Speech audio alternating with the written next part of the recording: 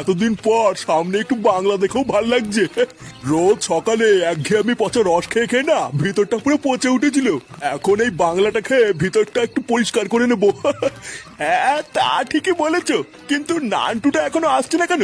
বললো যে আসছি। আরে তুমিও তো চাপ নিচ্ছ কেন? নান্টু যখন বলেছে আসবে তখন ঠিক চলে আসবে। আরে এই তো নান্টু চলে এসছে।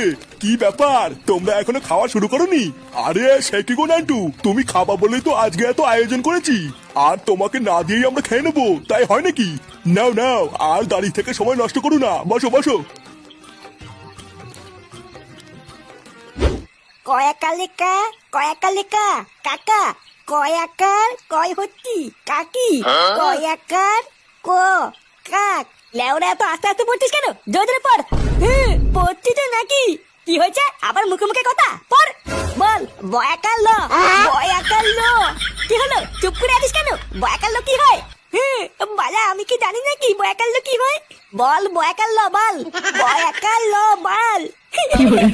কি হলো, ফুড়ে বাচ্চা দাঁত কাটিস কেন? হ্যাঁ রে, এত রাত হয়ে গেল, তোর বাবা তো এখনো বাড়ি আসলো না। এখনো বাড়ি আসেনি মানে কোথায় গেছে?